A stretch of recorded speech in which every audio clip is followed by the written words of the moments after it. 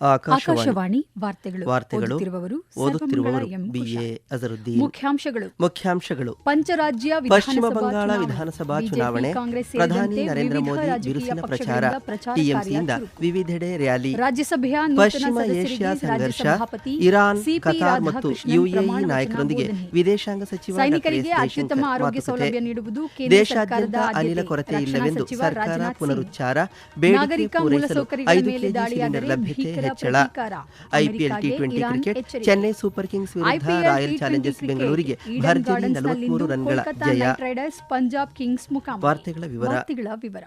ಪಶ್ಚಿಮ ಬಂಗಾಳದಲ್ಲಿ ವಿಧಾನಸಭಾ ಚುನಾವಣೆಗೆ ವಿವಿಧ ರಾಜಕೀಯ ಪಕ್ಷಗಳ ಮುಖಂಡರು ಚುನಾವಣಾ ಪ್ರಚಾರವನ್ನು ತೀವ್ರಗೊಳಿಸಿದ್ದು, ಉತ್ತರ ಬಂಗಾಳದ ಕೂಚ್ ಬಿಹಾರ್ನಲ್ಲಿ ನಿನ್ನೆ ಪ್ರಧಾನಿ ನರೇಂದ್ರ ಮೋದಿ ಅವರು ಬೃಹತ್ ಸಾರ್ವಜನಿಕ ಸಭೆಯನ್ನುದ್ದೇಶಿಸಿ ಮಾತನಾಡಿದರು.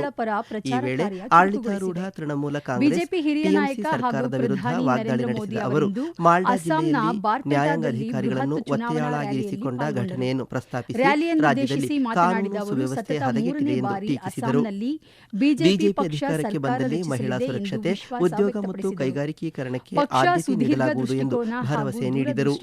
ಮತ್ತೊಂದೆಡೆ ಮುಖ್ಯಮಂತ್ರಿ ಮಮತಾ ಬ್ಯಾನರ್ಜಿ ಮುರ್ಷಿದಾಬಾದ್ ಜಿಲ್ಲೆಯ ಶಂಶೇರ್ಗಂಜ್, ಜಿಯಾಗಂಜ್, ಅಜೀಂಗಂಜ್ ರ್ಯಾಲಿಗಳಲ್ಲಿ ಪಾಲ್ಗೊಂಡು ಬಹರಾಂಪುರದಲ್ಲಿ ರೋಡ್ ಶೋ ನಡೆಸಿದರು.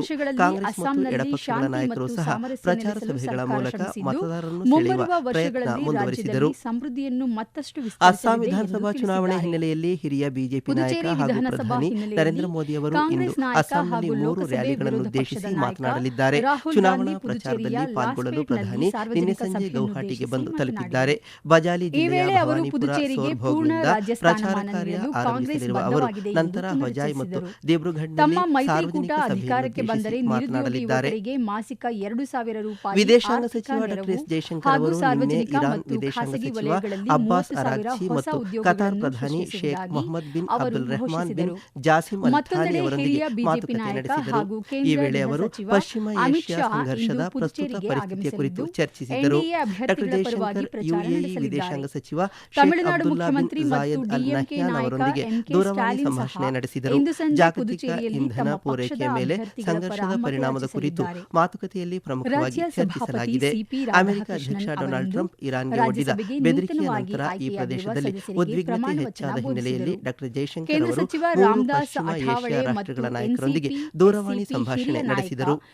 ಜಾಗತಿಕ ತೈಲ ಮತ್ತು ದ್ರವೀಕೃತ ನೈಸರ್ಗಿಕ ಅನಿಲ LNGಯ ಸುಮಾರು 20% ಪಾಲನ್ನು ನಿರ್ವಹಿಸುವ ಹೋರ್ಮುಜ್ ಜಲಸಂಧಿಯನ್ನು ಇರಾನ್ ನಿರ್ಬಂಧಿಸಿದ ನಂತರ ಜಾಗತಿಕ ತೈಲ ಮತ್ತು ಅನಿಲ ಬೆಲೆಗಳು ಗಗನಕ್ಕೇರಿವೆ. ಪಶ್ಚಿಮ ಏಷ್ಯಾ ಭಾರತದ ಇಂಧನ ಸಂಗ್ರಹಣೆಯ ಪ್ರಮುಖ ಮೂಲವಾಗಿದೆ. ಪಶ್ಚಿಮ ಏಷ್ಯಾದಲ್ಲಿನ ಸಂಘರ್ಷದ ಹಿನ್ನೆಲೆಯಲ್ಲಿ ಇಸ್ರೇಲ್ಗೆ ಭಾರತ ತನ್ನ ವಿಮಾನ ಸೇವೆಗಳನ್ನು ರದ್ದುಗೊಳಿಸಿದೆ.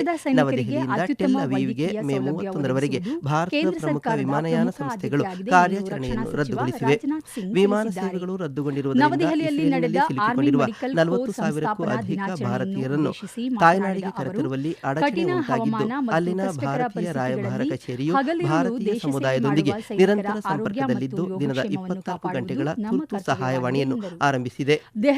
ಈ ನಡುವೆ ಈಜಿಪ್ಟ್ ಮತ್ತು ಜೋರ್ಡಾನ್ ಮೂಲಕ ಭೂಮಾರ್ಗದಲ್ಲಿ ಭಾರತಕ್ಕೆ ಬರಲು ಭಾರತೀಯ ಸಮುದಾಯ ಪ್ರಯತ್ನಿಸುತ್ತಿದೆ. ಭಾರತದ ರಾಯಭಾರಿ ಜೆಪಿ ಸಿಂಗ್ ಮತ್ತು ಅವರ ತಂಡ ಭಾರತೀಯ ಕಾರ್ಮಿಕರು ಮತ್ತು ವಿದ್ಯಾರ್ಥಿಗಳೊಂದಿಗೆ ವಿಡಿಯೋ ಕಾನ್ಫರೆನ್ಸಿಂಗ್ ಮೂಲಕ ಸಂವಾದ ನಡೆಸಿ ಈ ವಿಷಮ ಪರಿಸ್ಥಿತಿಯಲ್ಲಿ ಎಲ್ಲಾ ರೀತಿಯ ಸಹಕಾರ ನೀಡುವುದಾಗಿ ಭರವಸೆ ನೀಡಿದೆ. ಈ ವಾರ್ತೆಗಳನ್ನು ಆಕಾಶವಾಣಿಯಿಂದ ಕೇಳುತ್ತಿದ್ದೀರಿ.